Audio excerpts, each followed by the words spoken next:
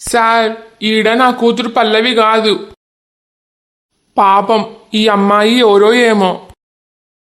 Anyway, ఈడ మీ అమ్మాయి కాదు. మీరు హ్యాపీ కదా? చాలా హ్యాపీ సార్. దేవుడున్నాడు. నా కూతురు పల్లవి ఎక్కడున్నా క్షేమంగానే ఉండింటది. అయినా మీకు ఫోన్లోనే చెప్పినా కదా, నా కూతురు చచ్చిపోయేంత పిరికిది కాదు. ఏదో మా పైన కోపంతో అలిగిపోయిందే గాని ఇట్లాంటి పిచ్చి పిచ్చి డెసిషన్స్ ఎప్పుడు తీసుకోదు. సరే సార్, మీ కూతురు ఎక్కడున్నా ఎట్లయినా సరే వెతికి పెట్టే రెస్పాన్సిబిలిటీ నాది. మీరు నిశ్చింతగా ఉండండి. సరే సార్. ప్లీజ్ సార్, ఇప్పటికే 3 రోజులు అవుతుంది. ఇంతవరకు నా కూతురు పల్లవి గురించి ఒక చిన్న ఇన్ఫర్మేషన్ కూడా దొరకలేదు. మీరు కళ్ళారా చూస్తున్నారు కదా మా ఇంట్లో వాళ్ళందరూ ఎంత టెన్షన్ పడుతున్నారో. వీలైనంత తొందరగా నా కూతుర్ని వెతికి పెట్టండి సార్. డబ్బు ఎంత ఖర్చైనా పర్లేదు. డోంట్ వర్రీ అండి, మొత్తం నేను చూసుకుంటా. ఇంకా రండి, ఆడ మీ ఇంట్లో వాళ్ళు చాలా కంగారు పడుతుంటారు.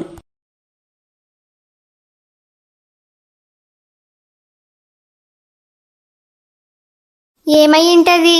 మీ మామయ్య ఇంతసేపైనా తిరిగి వస్తలేడు. కొంపదీసి ఆడ ఉండింది పల్లవేనా? అత్తయ్యా, నాకి ముందరనే చాలా కంగారుగుంది. మీరు దయచేసి నన్ను ఇంకా కంగారు పెట్టొద్దు. మామయ్య వచ్చే వరకు వెయిట్ చేయండి. ఇదిగో మీ మామయ్య వస్తున్నాడు.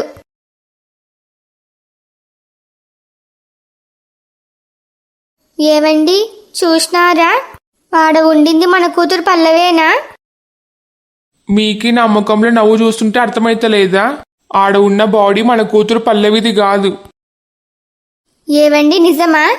అవునే, నేను మీకు ముందరనే చెప్పినా కదా ఆడ మన కూతురు పల్లవి అయ్యుండదు అని. చూసినారా, నేను చెప్పిందే నిజమైంది. మీరే అనవసరంగా కంగారు పడినారు. మీరేమైనా తక్కువనా? ఇంటి దగ్గర నుంచి ఇడికొచ్చే వరకు ఏడుస్తూనే ఉన్నారు. ఈ 2 గంటల్లో ఎంత కంగారు పడినాము. ఒకవేళ ఆడ పల్లవి అయ్యింటే నేను ఈ పాటికి ప్రాణాలతోనే ఉండేదాన్ని కాదు. దానికి ఏమన్నా అయితే నేను మాత్రం ఉండగలనా? మీరు ఏమన్నా అనుకోండి, పల్లవి మనల్ని ఈ విధంగా బాధ పెట్టడం చాలా తప్పు. అదోటి నా చేతికి దొరకాలి, దానంతు చూస్తా ఏమనికేయిందో. ఆడ మీ కూతురు పల్లవి కాదు అని నిజం తెలిసింది కదా. ఇప్పటికైనా మీ కంగారు తగ్గిందా లేదా? సార్, మా పల్లవి మాకి కనిపించే వరకు ఈ కంగారు కొంచెం కూడా తగ్గదు.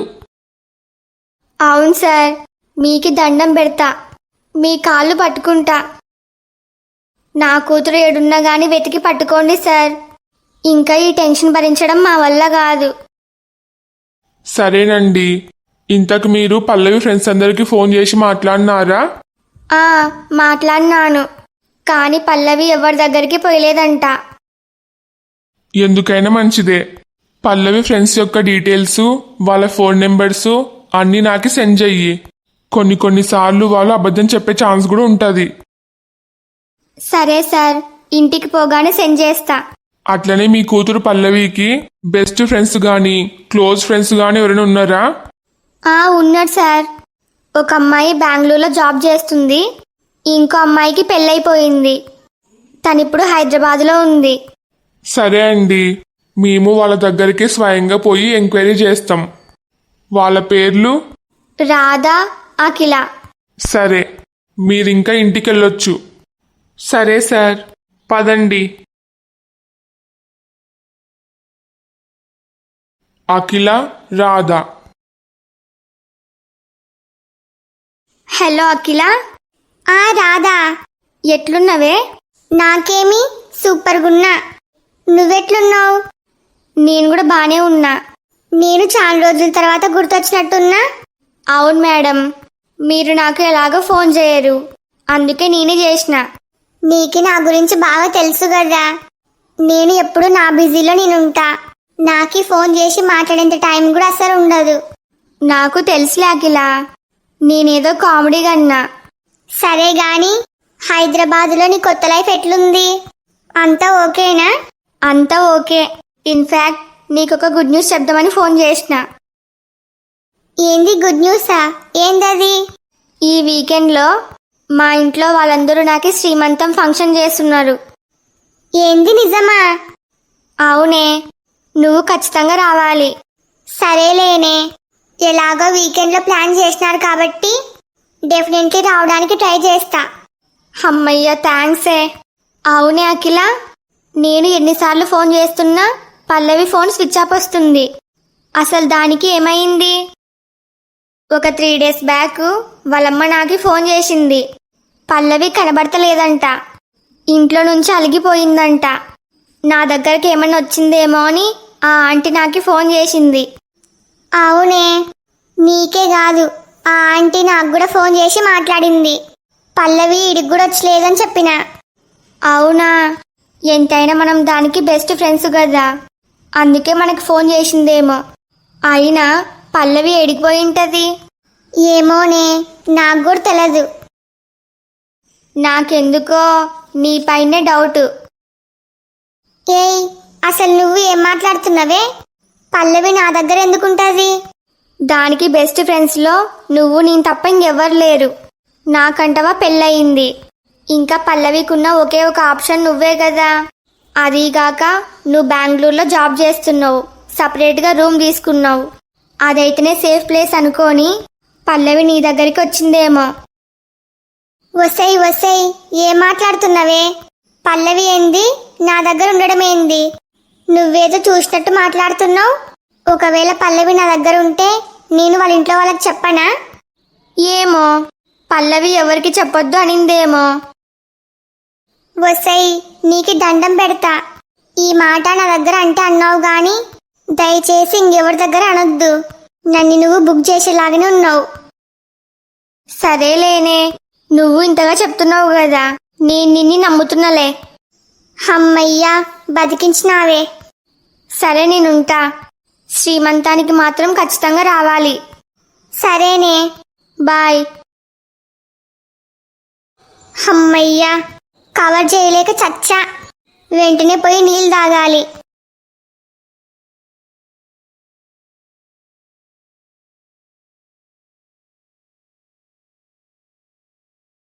ఇంతకు వాడు తిరిగి వచ్చేటప్పుడు మన కోడలు అవనీని వెంట తీసుకొని వస్తాడా?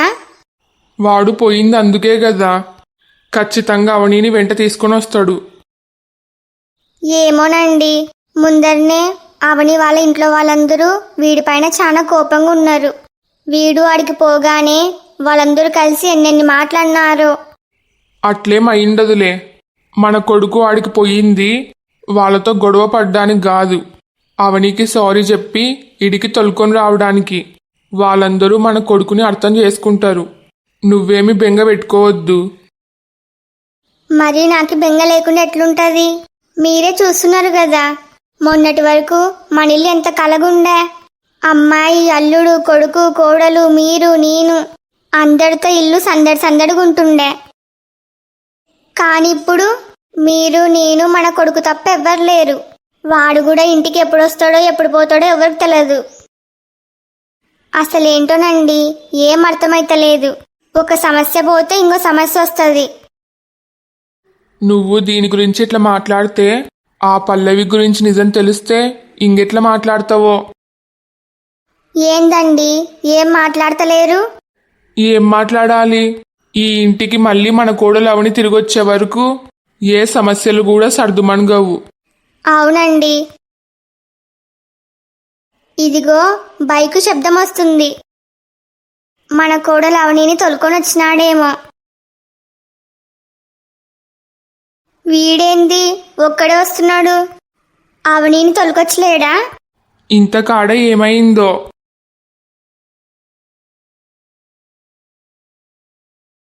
రేయ్, ఏమైంది? ఒక్కనివే వచ్చినావు. అవని ఏడుంది? నువ్వు సైలెంట్గా ఉంటే మాకేం అర్థమవుతుంది? చెప్పు, అవని ఎందుకు వచ్చలేదు? ఆడ ఏమన్నా గొడవ జరిగిందా? వాళ్ళు నిన్ను ఏమన్నా అన్నారా? అదేం లేదమ్మా, ఆడనన్ని ఎవ్వరేమనలేరు. మరి అవని? అవనీనే కాళికాదేవిలాగా మస్తు కోపంగా ఉంది. నేను ఎంత బ్రతిమాలుతున్నా సరే నాతో పాటు మన ఇంటికి రానంటే రాను అని మొండికేస్తుంది. ఏ ఎందుకు? మొన్న జరిగిన దాని గురించి అవని ఇంకా కోపంగానే ఉందే? అవును నాన్న, మనందరం అవనీని తప్పుగా అర్థం చేసుకున్నామని ఇంట్లో నుంచి బయటికి పంపించినామని చాలా కోపంగా ఉంది. అందరి ముందర నన్ను బాగా తిట్టింది. కొంచెం కూడా లెక్క లేకుండా మాట్లాడింది. నీకట్లే కావాలే. పాపం అవని ఎంత బాధపడింటే అట్లా మాట్లాడింటది. దీనికంతటికి కారణం నువ్వే. ఆ రోజు నేను మీ నాన్న నీకు ఎంతగా చెప్పినాము, నువ్వు కొంచెమైనా మా మాట విన్నావా? ఇప్పుడు చూడేమైందో. అవని అట్లా మాట్లాడడంలో తప్పే లేదు. నువ్వు చేసిన పనికి ఎవరైనా సరే అట్లే మాట్లాడతారు. అందుకే నువ్వు పోయేటప్పుడే చెప్పినాము నీతో పాటు మేము కూడా వస్తాము అని. అసలు మనుషులు చెప్పే మాట కొంచెం కూడా వినవు. కనీసం ఏమైనా వచ్చింటే అవనిని ఎట్లోగట్లా ఒప్పించి ఇంటికి తొలకొచ్చే వాళ్ళము. కనీసం ఆ మాటైనా వినేదేమో. అంత సీన్ లేదు. అవని నా పైన మాత్రమే కాదు మీ పైన కూడా చాలా కోపంగా ఉంది. మధ్యలో మేమేం చేసినాము? ఏ మీరేమైనా తక్కువనా? ఆ స్వప్న మాటలిని మీరు కూడా అవనీని నోటుకొచ్చినట్లు మాట్లాడినారు, మర్చిపోయినారా? కాకపోతే నేను అవనీని బయటికి గెంటేసి వర్షంలో తడిచేలాగా చేసినా కాబట్టి నా పైన కొంచెం ఎక్కువ కోపం, అంతే. సరేరా, మేం చేసింది కూడా తప్పే, కానీ ఏం చేయమంటావు? ఆ స్వప్నని గుడ్డిగా నమ్మినాము. మరి అవని వాళ్ళ అమ్మ నాన్న ఏమన్నారు? నిజానికి వాళ్ళు నన్ను ఒక్క మాట కూడా అనలేరు. ఇంకా చెప్పాలంటే నాకే సపోర్ట్ చేసి మాట్లాడినారు. అవని వాళ్ళ అన్నయ్య మాత్రం కొంచెం కోపంగా మాట్లాడినాడు. నిజానికి అవనీని మన ఇంటికి పంపించడానికి వాళ్ళకు కూడా ఇష్టమే. వాళ్ళు అవనీని ఒప్పించడానికి కూడా ట్రై చేసినారంట. కానీ ఏం చేస్తావు, మీ ముద్దుల కోడలు ఒప్పుకుంటలేదు. నేను కావాలని చేసలేనని వాళ్ళు కూడా నమ్మినారు. స్వప్నని గుడ్డిగా నమ్మినామని మనల్ని అర్థం చేసుకున్నారు. కానీ ఏం లాభం? మనల్ని ముఖ్యంగా అర్థం చేసుకోవాల్సింది అవనీ కదా, ఈ ఇంటికి రావాల్సింది అవనీ కదా. అవునమ్మా, అసలు ఏం చేయాలో నాకు కూడా ఏం అర్థమైతలేదు. ఇంకేముంది, రేపు నేను మీ అమ్మ కలిసి ఒకసారి మాట్లాడొస్తాం. మళ్ళీ మీరు కూడా పోతారా? మరి తప్పదు కదా. వద్దమ్మా, నా మాటిని కొన్ని రోజులు ఆగండి. ఎందుకురా? ఈ రోజు నేను అవనిని కళ్ళారా చూసిన మనందరి మీద ఎంత కోపంగా ఉందో అని.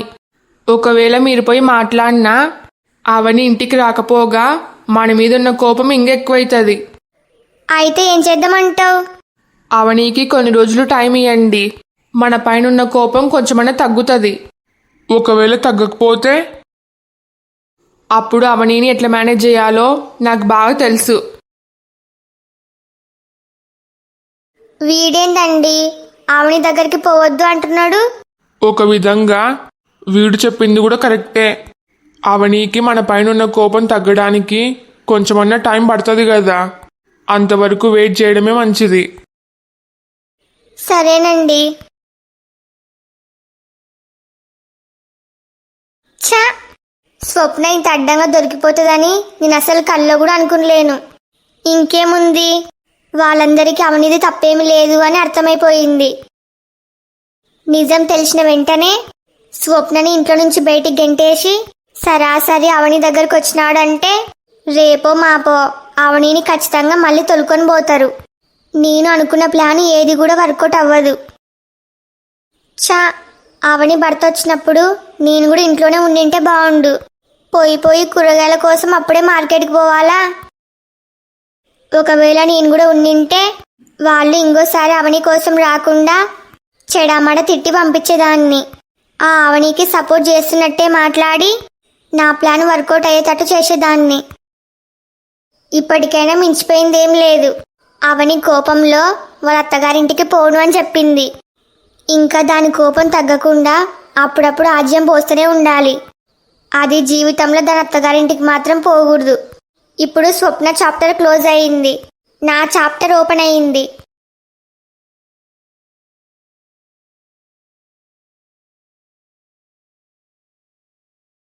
పల్లవి, అసలేంది పల్లవి ఇదంతా? ఇంకా ఎన్ని రోజులని ఇట్లనే డల్లు కూర్చొని ఉంటావు? జరిగిపోయిందేమో జరిగిపోయింది. ఇప్పుడు నెక్స్ట్ ఏం చేయాలో థింక్ చెయ్యి. నేను ఏం చేయాలో నాకేం అర్థమైతలేదు అఖిల. నన్ను మా ఇంట్లో వాళ్ళు అర్థం చేసుకుంటలేరు. బలవంతంగా అభితో అమెరికాకి పంపించాలని చూస్తే నాకు ఏం చేయాలో అర్థం కాక ఎయిర్పోర్ట్ నుంచి పారిపోయి వచ్చిన. నిజానికి చచ్చిపోదాం అనుకున్నా, కానీ ఏం చేస్తావు? నాకు మా అమ్మ, మా నాన్న, కిరణ్ అందరూ బాగా గుర్తొచ్చినారు. నాకేమన్నా అయితే వాళ్ళు ఒక్కరు కూడా తట్టుకోలేరు. అందుకే వేరే దారి లేక నీ దగ్గరకు వచ్చిన. నువ్వు నా బెస్ట్ ఫ్రెండ్. నీకేమైనా ప్రాబ్లం వస్తే నేను మాత్రం చూస్తూ ఉండగలనా? మనం కాలేజీలో ఉన్నప్పుడు నా ప్రాబ్లమ్స్ నువ్వు ఎన్నిసార్లు సాల్వ్ చేసినావు. ఇప్పుడు నా వంతు. నీకు ఎలాంటి భయం అవసరం లేదు. ఈడ ధైర్యంగా ఉండొచ్చు. నీ గురించి నాకు మాత్రం తెలదా? నువ్వు కాలేజీలో ఉన్నప్పుడు కిరణ్ని ప్రాణం కంటే ఎక్కువ ప్రేమించినావు. వాణ్ణే పెళ్లి చేసుకోవాలి అని ఎన్నెన్నో కలలు కన్నావు. కానీ చివరికి మీ ఇంట్లో వాళ్ళు బలవంతంగా మీ బావకిచ్చి పెళ్లి చేసినారు. నీ జీవితాన్ని ఎటు కాకుండా చేసినారు. ఇప్పుడు చూడు, మీ బావతో కలిసి అమెరికాకి పోలేవు. అట్లని కిరణ్ని పెళ్లి చేసుకొని సంతోషంగా ఉండలేవు. మీ అమ్మ విషయం తాగి చస్తా అని బెదిరిస్తుంది. నిన్ను చూస్తుంటే జాలి అనిపిస్తుంది పల్లవి. నీకు ఇలాంటి పరిస్థితి వస్తుందని నేను కల్లో కూడా అనుకునలేను. ఏం చేస్తాం, మొత్తం నా కర్మ. బాధపడొద్దే. ఎలాగో మీ అమ్మ ఫోన్ చేస్తే కూడా నువ్వు ఇడలేవని అబద్ధం చెప్పినా కదా. ఇంకా నీ గురించి ఎవరికి డౌట్ రాదులే. నువ్వు ఎన్ని రోజులు కావాలంటే అన్ని రోజులు ఇన్నే ఉండు. నీకు ఏ లోటు లేకుండా చూసుకుంటా. నీకు ఎవరు లేరు అని అనుకోవద్దు. నీకు అండగా తోడుగా నేనున్నా. ఇంకా ఎక్కువ థింక్ చేయకుండా ప్రశాంతంగా నిద్రపో. సరే, గుడ్ నైట్. నా జీవితానికి ప్రశాంతత ఒక్కటే తక్కువైంది. ఆడ అమ్మ నాన్న నా కోసం ఎంత టెన్షన్ పడుతున్నారో. నేను ఎయిర్పోర్ట్ నుంచి పారిపోయి వచ్చి ఏమైనా తప్పు చేసినానా? హలో ఫ్రెండ్స్ అందరికీ, ఈ వీడియో మీకు నచ్చిందా? నచ్చితే లైక్ చేయడం మాత్రం మర్చిపోవద్దు. అట్లనే ఈ వీడియోని మీ ఫ్యామిలీ అండ్ ఫ్రెండ్స్ కి షేర్ చేయండి. ఈ స్టోరీ యొక్క రాబోయే మిగతా పార్ట్స్ కోసం మా ఛానల్ని ఇప్పుడే సబ్స్క్రైబ్ చేసుకోండి. వీడియోకి హైప్ ఇవ్వడం మాత్రం మర్చిపోవద్దు. మీ ఫీడ్బ్యాక్ ని ఖచ్చితంగా కామెంట్ చేయండి. నాకు సపోర్ట్ చేయొచ్చు కదా please. Thanks for watching. Bye bye.